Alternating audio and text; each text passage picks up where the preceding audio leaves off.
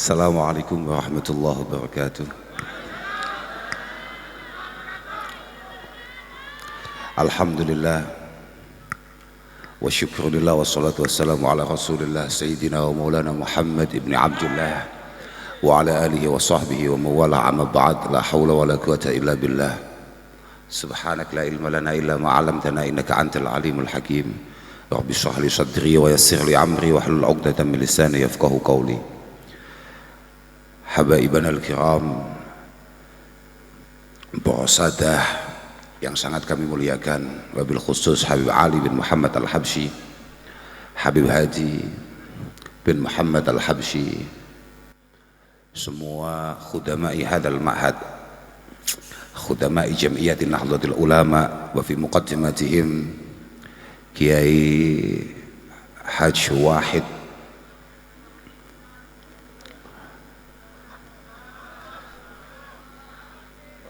Rais Suriah PJNU Kota Probolinggo, semua santri Pondok Pesantren Riyadhus Shalihin yang sama-sama kita doakan moga mendapat ilmu yang manfaat, yang barokah, moga-moga selalu mendapatkan futuh dari Allah Subhanahu wa Ta'ala untuk kemudian benar-benar menjadi pribadi yang muktabar di sisi Allah Subhanahu wa Ta'ala. Yang kami muliakan akhinal karim Romo Kiai Khalil Nawawi,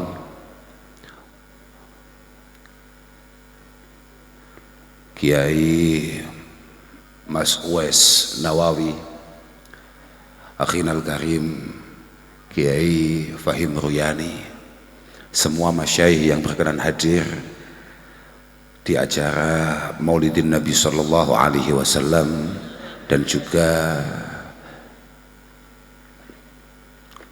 hari santri yang ke-10 malam hari ini. Alhamdulillah kita bisa dipertemukan, bisa bersilaturahim. Moga-moga benar-benar merupakan pertemuan, merupakan silaturahim yang penuh faidah, penuh makna, dan pada akhirnya benar-benar bermanfaat bagi kita semua. Saya ini orang Jawa kelahiran Sumatera, jadi dengan apa yang disampaikan oleh Kiai Wahid tadi itu, Rais Suriah tadi itu, saya kalau dalam bahasa Jawa istilahnya lamat-lamat sedikit-sedikit saya faham. Yang jelas beliau mengatakan betapa pentingnya nomor 4 di kota Probolinggo ini ya.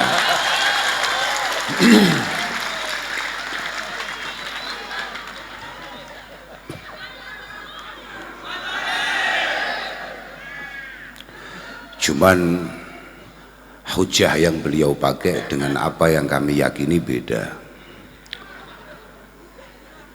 Al-Imam Al-Qurtubi mengatakan kullu baldatin yakunu fiha arba'ah fa ahluha ma'sumun 'anil bala. Semua lingkungan, semua komunitas, semua negara, semua wilayah yang di situ ada 4 hal, maka masyarakatnya akan aman. Nek babakan kampanye tok pinter aku, wis positif gue, wis yakin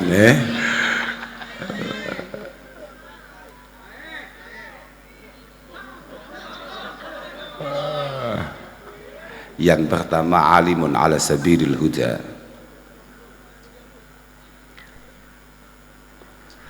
Yang pertama itu adalah imamun adil. Yang kedua adalah alimun ala sabilil huda. Yang ketiga adalah masyayikh ya'muruna bil ma'ruf wa yanhauna 'anil munkar wa yuharriduna fi talabil ilmi wal Qur'an. Yang keempat adalah wa nisa'uhum masturat la yatabarrajna tabarrujal jahiliyatil aula. Kota Probolinggo untuk kemudian benar-benar aman, selalu mendapatkan penjagaan Allah Subhanahu wa Ta'ala, kata Imam Qurtubi, membutuhkan 4 hal. Yang pertama, Habib Hadi konsisten sebagai pemimpin yang baik.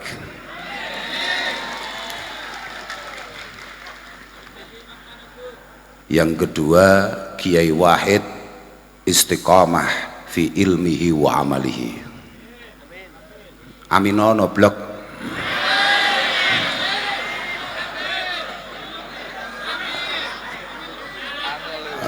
Angel iku, aku ya rada kiai masalah. Kiai istiqomah ya angel, cek akeh pejabat istiqomah, paham ya?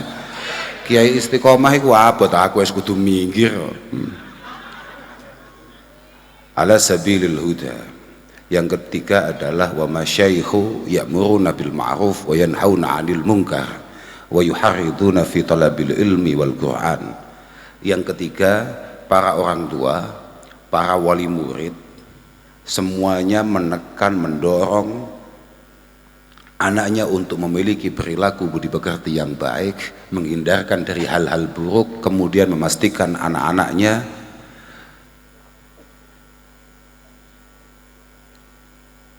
belajar ulumiddin, belajar ilmu-ilmu agama, dan juga belajar Al-Quran. Yang terakhir, nomor 4, wa nisa'uhum masturat la yatabarrajna tabarrujal jahiliyatil ula. Habib Hadi selain yang sudah pernah dijelaskan ketika HSN tahun kemarin, saya itu sudah sesuai janji, Bib.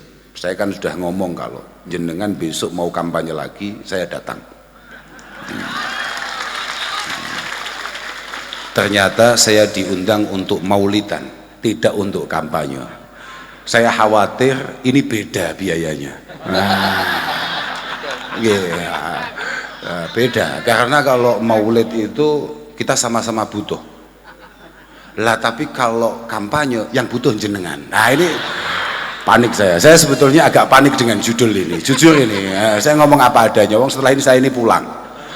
Saya jauh, beda dengan Kiai Wahid, dekat dia. Saya jauh ini, melewati banyak pintu tol saya. Yang keempat, perempuan-perempuannya semuanya mampu menjaga diri dengan baik, tidak kemudian melakukan tindakan-tindakan atau memakai pakaian-pakaian sebagaimana tindakan dan pakaian yang dipakai oleh kaum-kaum jahiliyah. Artinya apa? Bahwa ibu-ibu secara keseluruhan, mbak-mbak, para santri semua, panjenengan adalah penentu bangsa. Wa awwalu khubsil ma'i khubsu turabihi wa awwalu khubsil qaumi khubsul manakihi.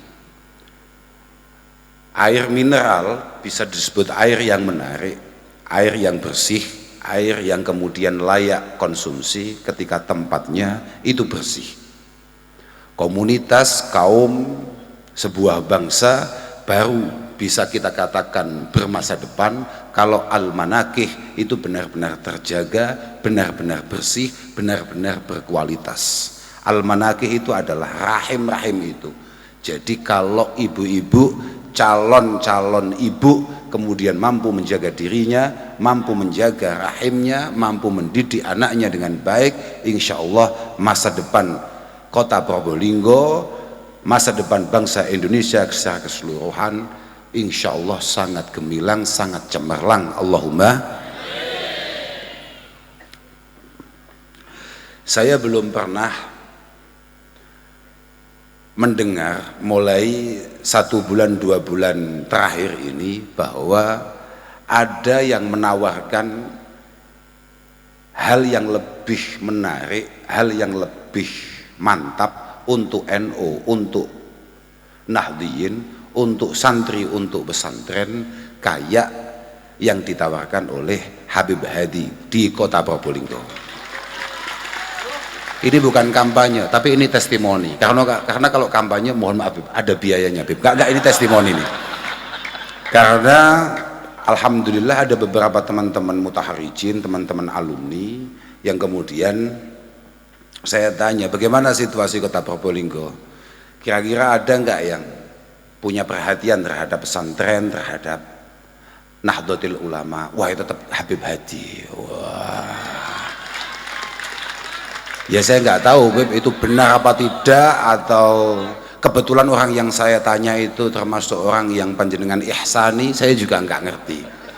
Karena al-insan itu Abdul Ihsan, bahwa kadang-kadang kita ini tidak adil, kadang-kadang kita ini kemudian menutup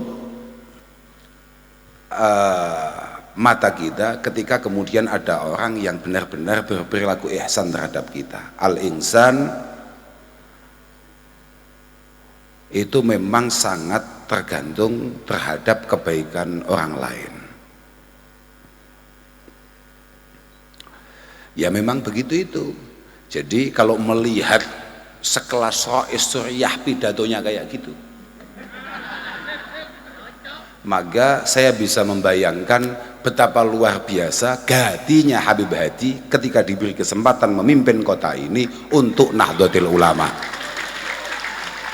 Jarang-jarang, saya hampir tidak pernah melihat ada pengurus NU kemudian melakukan hal seperti itu, apalagi Rois Suriyah.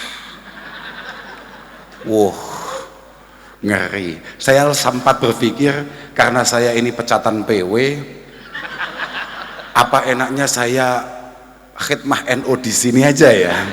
Kayaknya kok menarik dan meyakinkan. Dan melihat semangatnya loh, salamnya sampai 2 kali. Gila gak tuh? Ngeri.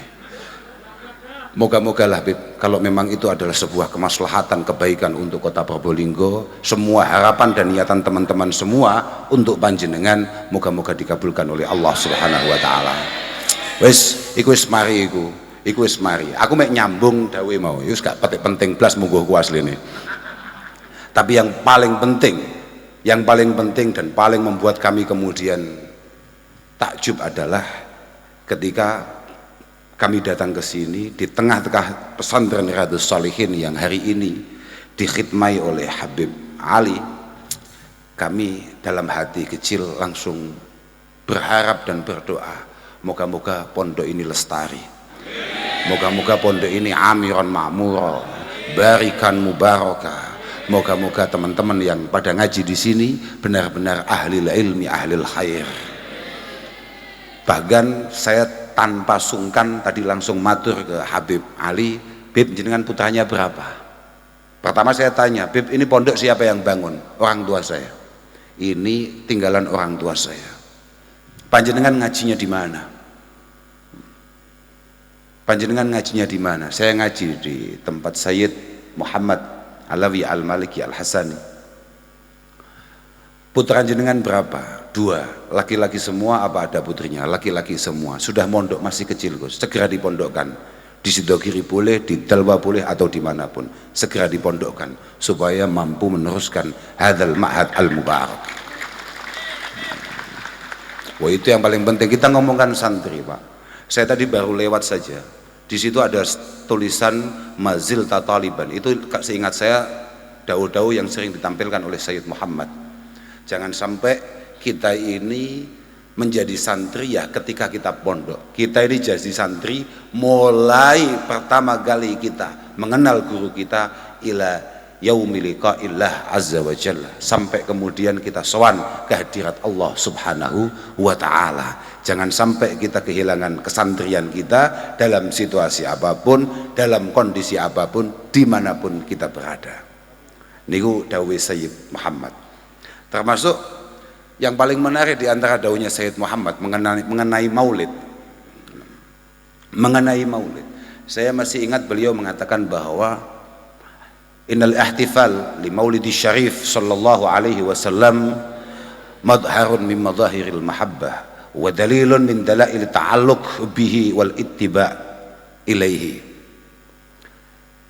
Bahwa kumpul-kumpul untuk mengadakan maulid seperti malam hari ini itu merupakan satu ekspresi, satu bukti, satu cara kita untuk menunjukkan bahwa kita ini mencoba membangun rasa cinta kepada baginda Rasul Muhammad sallallahu alaihi wasallam. Dan itu merupakan satu dalil, merupakan satu bukti bahwa ada hubungan yang sangat kuat di antara kita dengan Rasulullah sallallahu alaihi wasallam. Cuma wa man lam yahtafil falayagunu wala yalzamu annahu la yakunu muhibban wala muttabi'an. Nggih Gus, laras mboten. Cuma siapapun yang kebetulan hari ini belum mau untuk mengadakan maulid atau kemudian menolak maulid, jangan kemudian kamu anggap mereka semua bukan pecinta Rasulullah, mereka semua bukan pengikut Rasulullah Muhammad sallallahu alaihi wasallam. Penting. Dawuh-dawuh seperti itu menjadi penting, dan saya sudah cukup bangga ketika kemudian ono Habib mondok, ngalim mondok, kemudian berkhidmah di bidang keilmuan. Kakek kami selalu mengatakan bahwa afdhalut turuq ilallah tariqatu ta'lim wa ta'allum, bahwa cara paling efektif untuk kemudian kita menuju Allah, wusul ila hadratillah, adalah dengan cara ngaji, ngaji dan ngaji. Li'annallaha ta'ala yaqul inna akramakum indallahi adqakum innama yakhshallah min ibadihi al ulama wa'bud rabbaka hatta ya'tiyakal yakin, dan lain sebagainya, yang semuanya itu membutuhkan dasar keilmuan untuk melakukan itu. Wa ma khalaqtul jinna wal insa illa liya'budun kaifa na'budu rabbana wa nahnu jahilun.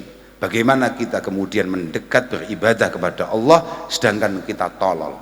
Maka jalur paling efektif untuk kemudian kita ini mendekat dengan Allah subhanahu wa ta'ala, beribadah ubudiyah, ya cara satu-satunya adalah nyantri.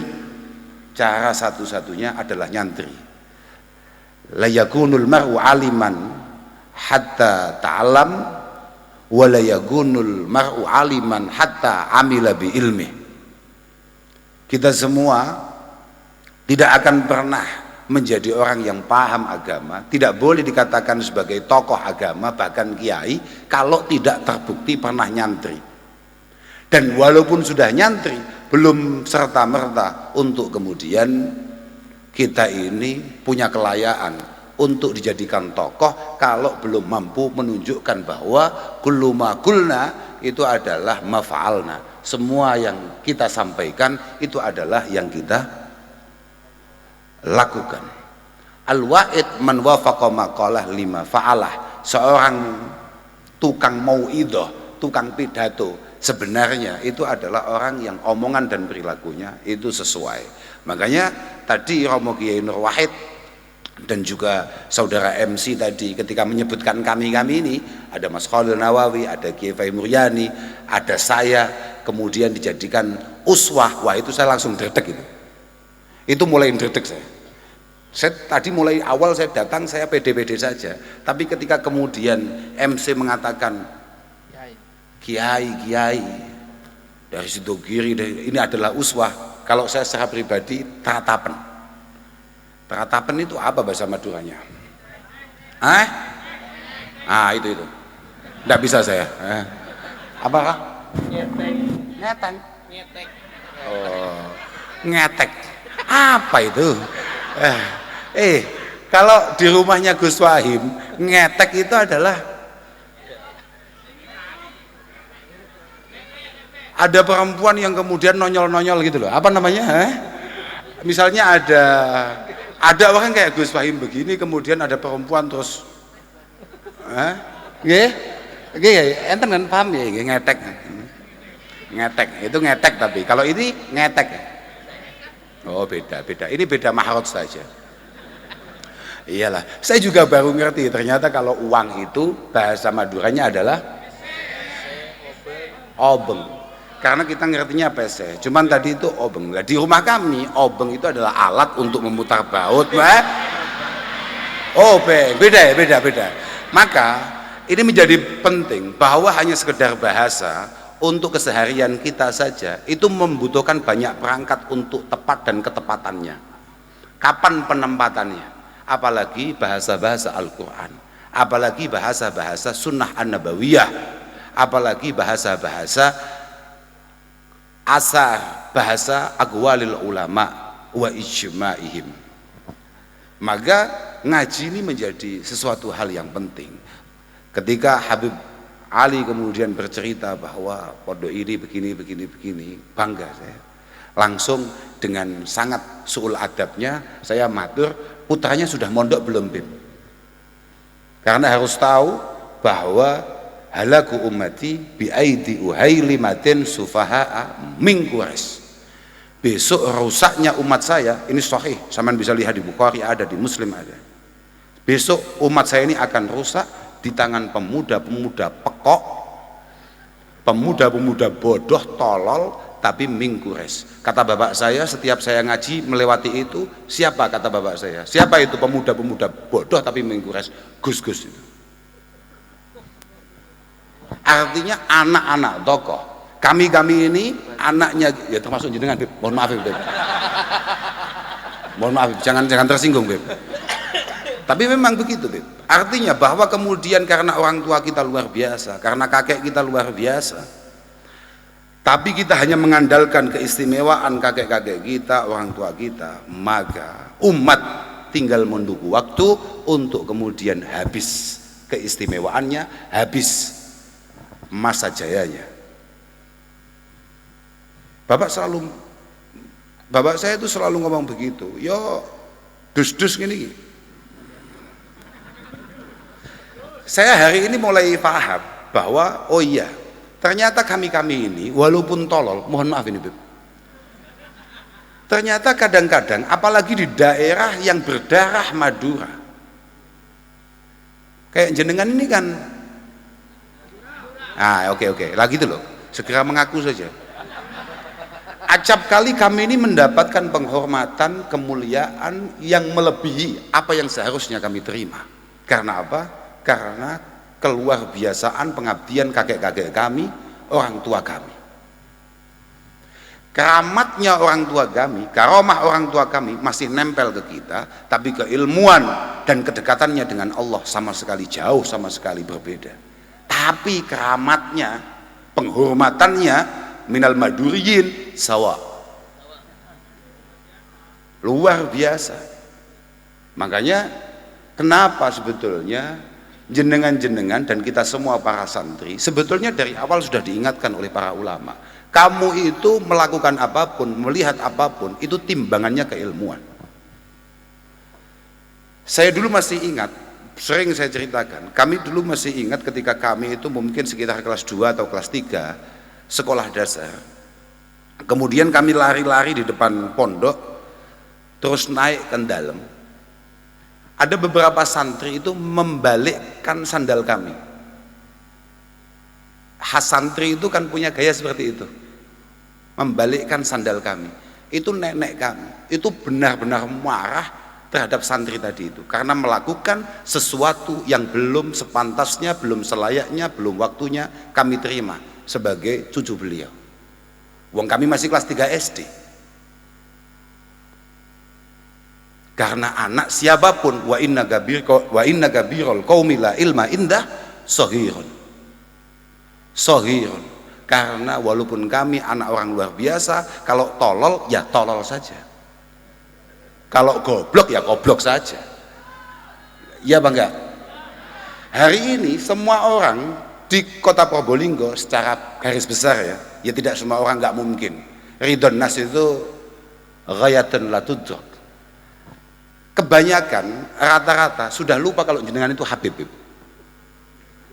Tapi ingatnya jenengan itu adalah pengabdi. Jenengan adalah orang yang kemudian kader santri yang punya konsentrasi penuh untuk membawa Probolinggo kota menjadi Probolinggo yang lebih baik, yang lebih manfaat.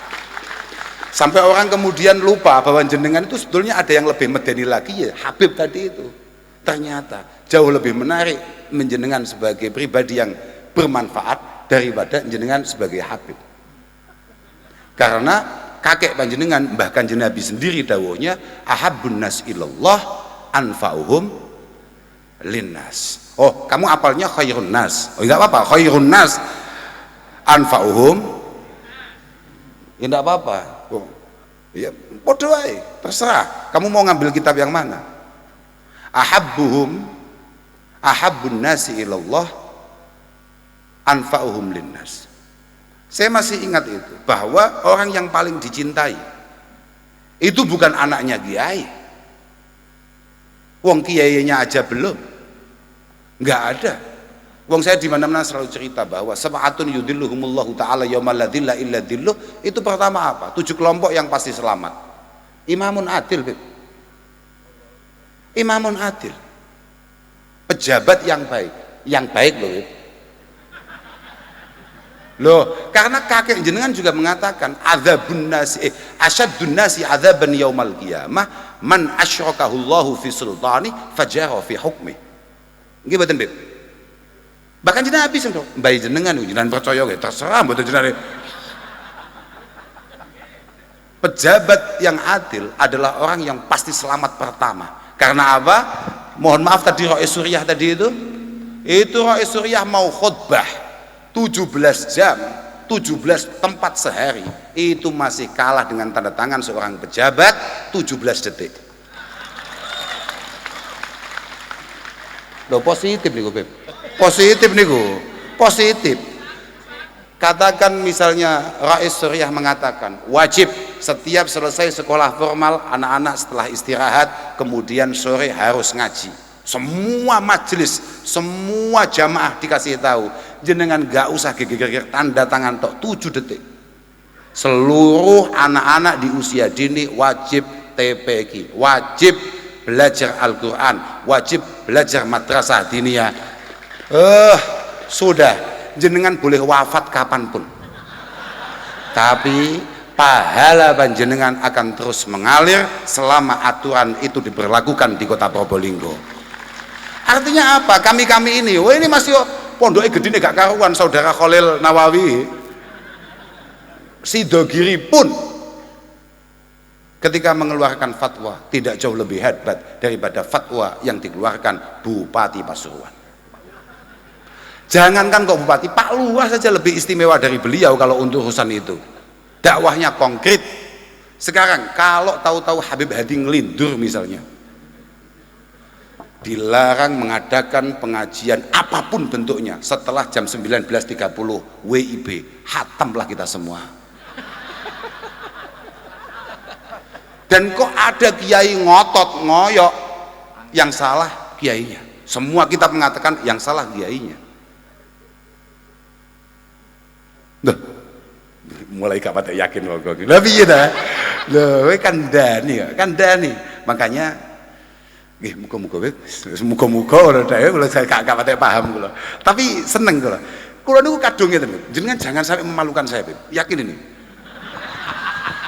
Karena berulang kali di beberapa daerah, saestu ketika saya ketemu dengan bupati. Misalnya saya di Malang, saestu nih, misalnya saya di Malang. Beberapa kali Pak Bupati saya ngomong, Pak Bupati, tolong contoh kota Probolinggo. Tempat-tempat pendidikan agama, tempat-tempat peribadatan di sana, listriknya digratiskan. Kok ternyata tidak, padahal jenengan sudah cerita ke saya. Berarti kan yang malu saya, Beb. Tolong itu. Beres ya, Beb? Beres ya? Beres. Aku kadung kampanye tekon dindi. Paham ya? Jangan sampai kemudian, Gus, ternyata setelah kita cek tidak. Wah ya. Iya kan? Loh, iya gratis. Beliau dahulu sendiri ke saya dan saya masih ingat sampai hari ini. Bayangkan, jarang atau mungkin satu-satunya di Jawa Timur yang kemudian pimpinan daerahnya menggratiskan listrik untuk tempat-tempat peribadatan.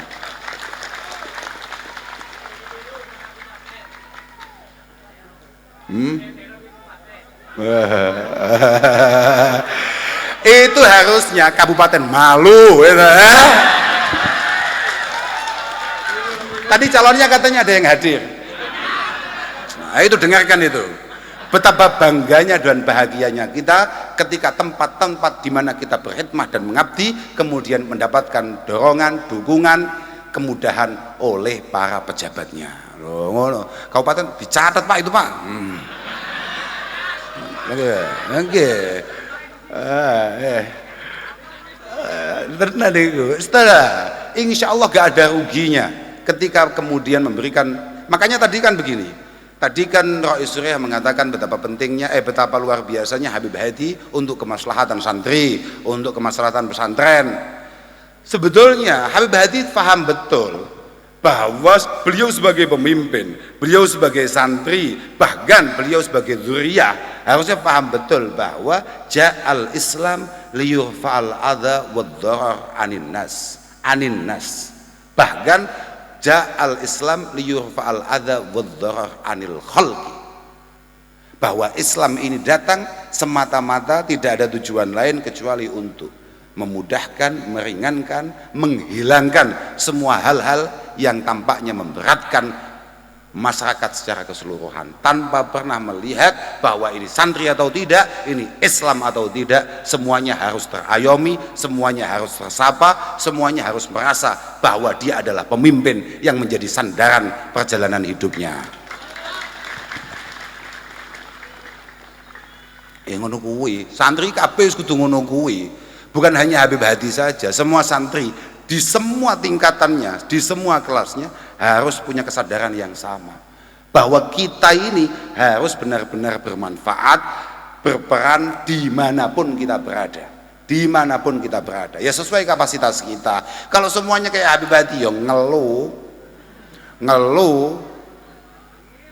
angel, bener wih, angel, tapi semuanya harus memiliki cita-cita dan harapan yang sama. Makanya para santri-santri sekarang ngaji sing tenan, ngaji yang benar, ngaji yang serius, yang istiqomah. Moga-moga terlahir pemimpin-pemimpin dari kalian-kalian semua di masa-masa yang akan datang.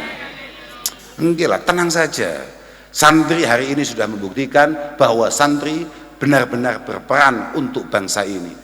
Masih beberapa waktu yang lalu ada salah satu tokoh santri, kiai kita, kemudian mendampingi Bapak Joko Widodo selama 5 tahun. Saya yakin di masa-masa yang akan datang, jenengan-jenengan santri Riyadhus Shalihin pasti akan berwarna di tengah-tengah masyarakatnya. Allahumma nggih, santri wis ngono kuwi tok ae. Wis pokoke santri sing padang, sing rukun, sing kompak gitu. Santri itu, tapi santri yo wangel lho kon rukun iki. Tenan. Aku dhewe yo sahadah itu. Saya bersaksi bahwa tidak ada orang yang paling ruwet dan sulit diajak rukun kayak santri. Nggih, pancen nggih. Makane kula niku mbiyen niku muskil. Tapi ini rahasia ini ya. Istami'u qaulal ulama fi kulli syai'. Kamu itu boleh mendengarkan apapun dawuh-dawuh, kata-kata bijak atau apapun nasihat dari para ulama, apapun fi kulli syai' illa qaula ba'dihim ala ba'd. Kecuali kalau mereka sudah mulai nyebut kiai yang lain. Loh, gitu Gus. Nggih betul Gus. Kecuali kalau kiai-kiai sudah mulai ngerasani kiai yang lain. Sudah enggak usah saya teruskan, saya mulai teratapan. Saya butuh pulang ini masalahnya. Sudah. Tapi kitab kita mengatakan seperti itu. Sudah saya kasih clue, nanti dicari, pasti ketemu itu. Kalau nggak ketemu, saya turun jadi kiai ini. Walhasil bahwa kadang-kadang kita pun sebagai santri kadang lupa bahwa tugas pokok kita itu adalah, katanya al ulama itu adalah warasatul dan anbiya. Innallaha, coba sama lihat Imam Baghawi mengatakan apa? Innallaha yab'asul anbiya kullahum bi iqamatid din wal ulfati wal jamaah wa tarkil furqati wal mukhalafah. Innallaha yab'asul anbiya kullahum bi iqamatid din. Semua nabi itu diutus oleh Allah Subhanahu wa taala hanya karena dua hal. Yang satu, memastikan dakwah ini berjalan dengan sebaik-baiknya. Yang kedua adalah memastikan kedamaian, kekompakan di antara sesama. Artinya apa? Kalau kemudian ada santri-santri sing bulet wangel dijak bareng, iku pancen ya pancen wangel, bulet tenan pancen. Sauban, Sauban itu merupakan maula Rasulullah sallallahu alaihi wasallam wa khadim. Dia adalah budak yang kemudian dimerdekakan oleh Rasulullah sallallahu alaihi wasallam dan pada akhirnya menjadi asprinya, menjadi khatam pribadinya. Banyak khatamnya Kanjeng Nabi dan pintar-pintar, nggak kayak khatam sekarang. Selamat ya, dulu para sahabat ketika khidmah ke Kanjeng Nabi itu orangnya pintar-pintar. Sama coba lihat khatam-khatamnya kiai sekarang, tolol semua itu. Kenapa kamu jadi khodam? Supaya bisa pegang HP. Kenapa kamu jadi khodam? Supaya bisa keluar. Kenapa kamu jadi khodam? Supaya bisa mbangkong. Nggih mboten Gus? Teng sedo kiri ngoten mboten? Padha ae, nang dinding kon wis ngono kuwi. Dulu khodam-khodam dulu ngeri, Pak. Ibnu Abbas, Abdullah bin Umar, Anas bin Malik, ngeri-ngeri. Abdullah bin Amr bin As, top-top semua, Pak. Pintar-pintar. Coba kalau khotamnya Kanjeng Nabi dulu tolol-tolol kayak kita-kita ini, dapat apa kita ini? Sauban bercerita bahwa Rasulullah itu pernah mengatakan, umat saya ini besok itu akan kayak ambeng. Jenengan tahu ambeng nggak? Ambeng itu makanan itu, makanan yang biasa untuk tahlilan, tumpeng. Apa kalau sini apa istilah? Berkat goblok, itu berkat bocah. Bukan berkat. Rasol. Lah itu loh. Rasol. Rasol ternyata namanya. Rasol itu ya adiknya Rasul. Umat saya besok itu akan kayak Rasol.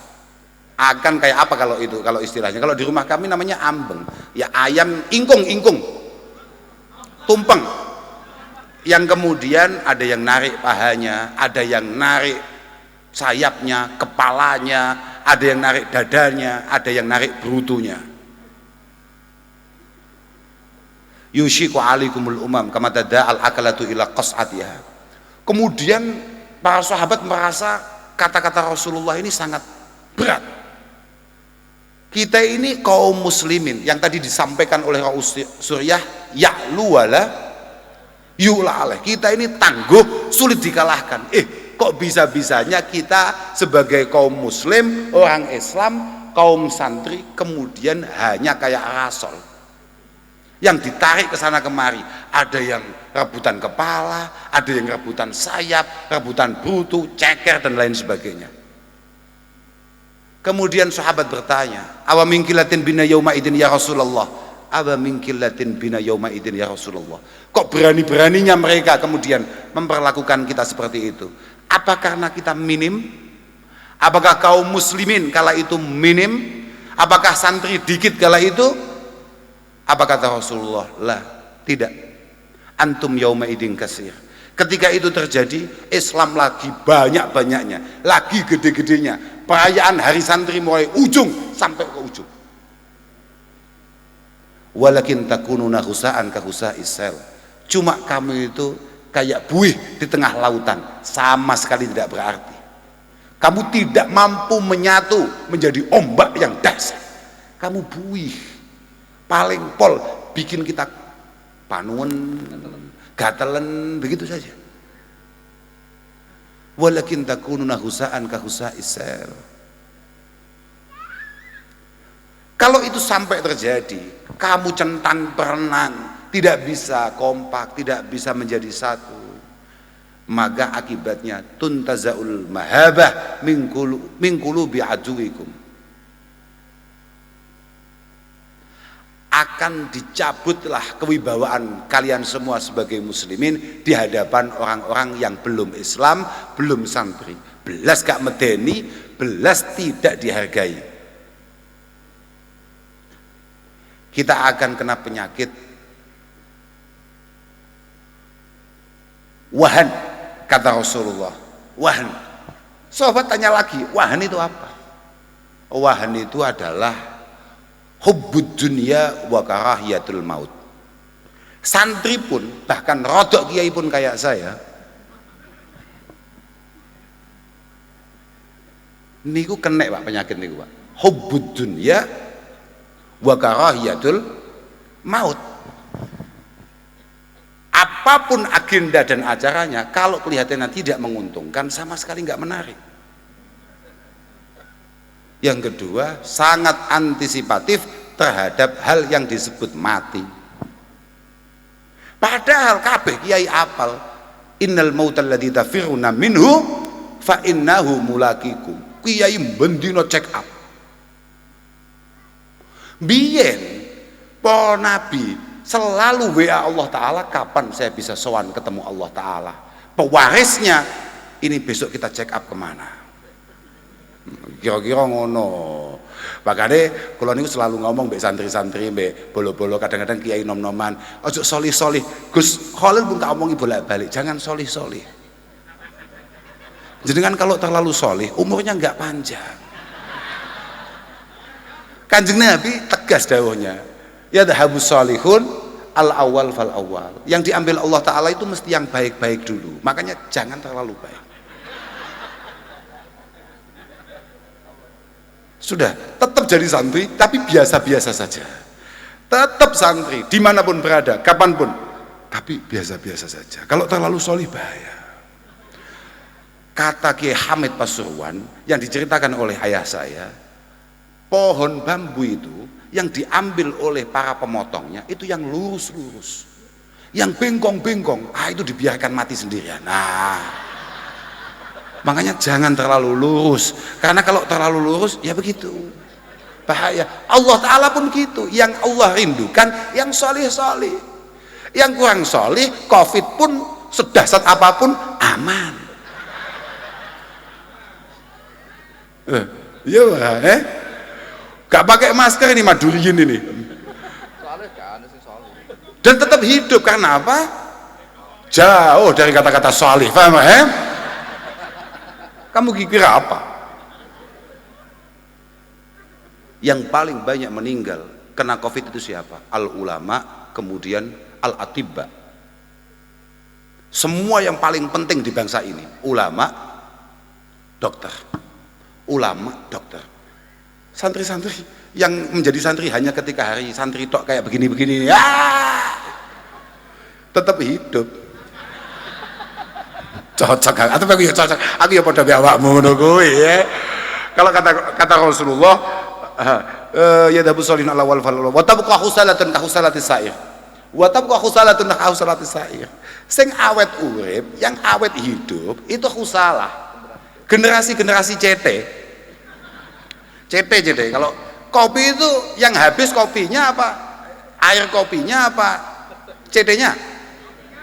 Tenang saja para generasi CD, tidak bakal cepat diambil. Kalau diambil itu dikit-dikit paling untuk nguatin rokok, buat santri-santri yang kirimannya kurang, begitu itu saja. Generasi-generasi CD mudah hidup. Aku gregetan. Makanya Gus Khalil selalu saya ajak untuk tidak menjadi orang solih. Saking cintanya saya dan pengennya saya supaya beliau hidup lama, supaya bisa mengikuti dawuh Rasulullah yang lain. Orang yang istimewa adalah mentola umruh wa hasuna amalu. Makanya jangan tergesa-gesa Gus, masih banyak pilkada 5 tahun ke depan. Jangan tergesa-gesa. Saya itu nggak pede kalau ada Gus Khalil, walaupun Gus Khalil kadang-kadang kurang setia dengan saya. Lah iya kok bisa-bisanya saya dipecat dari PW dan beliau bertahan. Pelanggaran, tapi tidak apa-apa, saya tetap cinta harus tetap, tidak bisa. Dan itu adalah sebuah hal yang harus menjadi uswah bagi kita semua. Kita harus tetap khidmah, harus tetap cinta terhadap jamiah kita, apapun dan kapanpun kita dibutuhkan atau tidak dibutuhkan. Kalau temu di Bunti selalu ngomong, santri kadang-kadang dua penyakit yang kurang ajar. Mun mantuni langsung mulai kulo. Mun ini terakhir nih, jangan sampai santri Riyadhus Shalihin kemudian punya mental hanya mau menampilkan jati diri santri ketika dia berada di depan, hanya mau kemudian berjuang ketika dia duduk di depan. Banyak di antara kita, misalnya kayak ini dulu semangatnya minta ampun jamaah. Ini Kiai dari Sidoarjo, ini teman saya ini.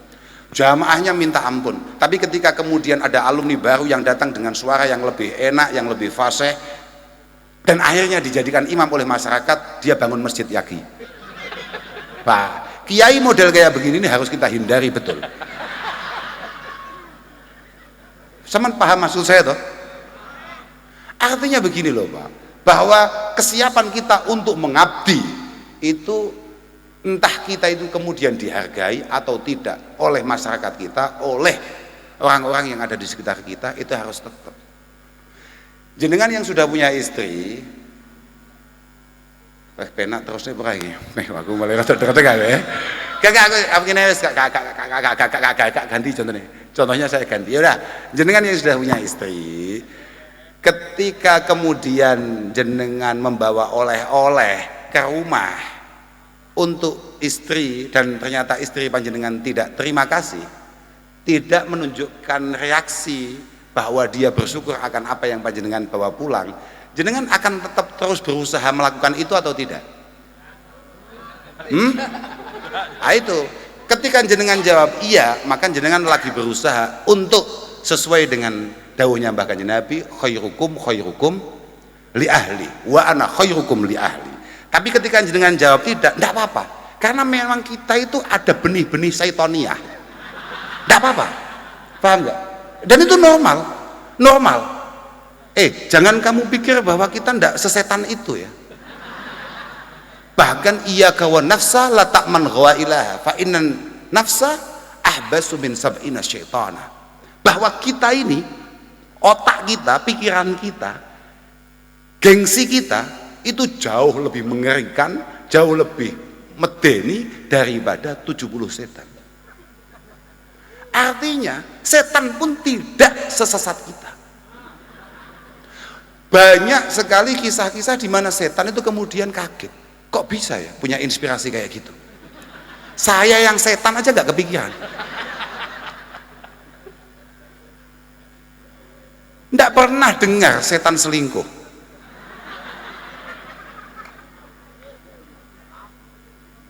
Santri wes lah Beb, pokoknya kita ikut doakan, moga-moga semua perjuangan panjenengan dimudahkan oleh Allah Subhanahu wa taala. Moga-moga Allah Subhanahu wa taala meridhoi semua tujuan dan niat baik panjenengan semua. Saya juga ikut doakan moga-moga pondok ini benar-benar lestari, benar-benar abadi. Kulo ngapunten ingkang agung Bib, ngapunten sangat saestu, kulo ngapunten sangat, mohon maaf sebesar-besarnya kalau dalam soal kita ini mesti selalu merepotkan. Untuk para kiai, para masyayikh, saya juga mohon maaf sebesar-besarnya. Panjenengan doakanlah orang-orang gak jelas kayak kita, kayak Mas Khalil ini, kayak Gus Fahim ini, kemudian selalu diberi keistiqomahan oleh Allah Subhanahu wa taala fil khidmah wal ibadah wal ubudiyah.